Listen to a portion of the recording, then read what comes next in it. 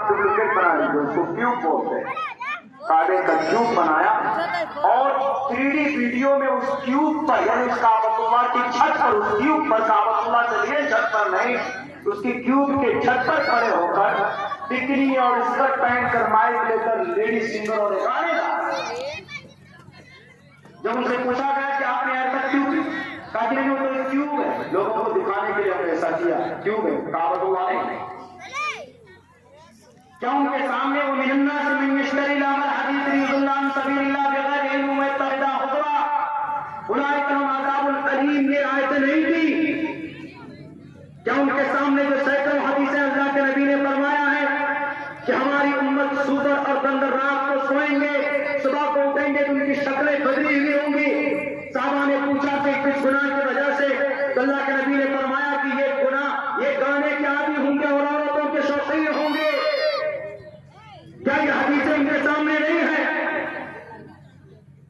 मेरे भाई गुनाह की कसरत की वजह से आज इनकी इतनी हिम्मत नहीं है औरतों के भार होने के बावजूद भी कि एक बोतल पानी गला पट्टी में लोगों को नहीं भेज सकते। इसीलिए अल्लाह की मदद तो नहीं आओ। वरना 1924 तक यानी अब से तकरीबन 100 साल पहले तक जमीन के किसी न किसी हिस्से में, जमीन के किसी न किसी कोने में मुसलमान कायद रहे, हुकूमत मुसलमानों के पास रही। 1924 में लास्ट हुकूमत मुसलमानों की टूटी है तुर्की के अंदर में, अब यहूदी से मिलने की वजह से। तब से अल्लाह के नबी के ज़माने से तब से लेकर 1924 तक लगातार कलमा पढ़ने वाले के हाथ में हुकूमत रही। कभी ईरान में, कभी चीन में, कभी जापान में, कभी मुल्क शाम में, कभी इराक में, कभी हर तरफ चारों तरफ कहीं न कहीं बदल बदल कर इलाके बदल कर हुकूमत रही।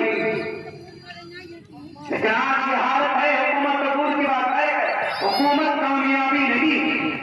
हम ईमान से कुर्सी कामयाबी नहीं, कामयाबी वही है जो ईमान के साथ और सही अमल करके इस दुनिया से चला जाए।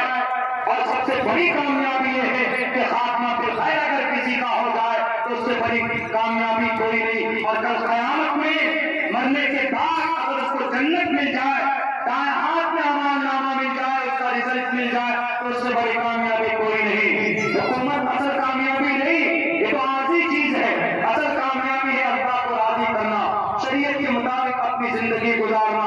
असल कामयाबी वो है हमें उस पर मेहनत करने की जरूरत, काम करने के लिए बहुत कुछ। लेकिन नौजवानों इस दौर में पढ़िए, दुनिया के हालात के बारे में पढ़ो, अपने भारत के बारे में पढ़ो, अपने फ्यूचर के बारे में पढ़िए और अपने पास्ट के बारे में भी पढ़िए और तारीख के बारे में भी पढ़िए।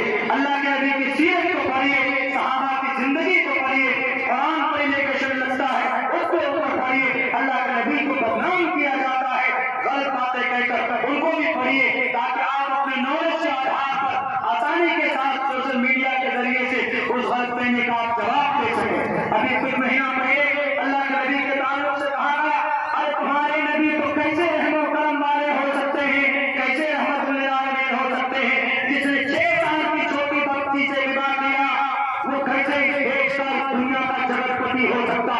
क्या जवाब देंगे आप? कहेंगे कि मौलाना नहीं मालूम है।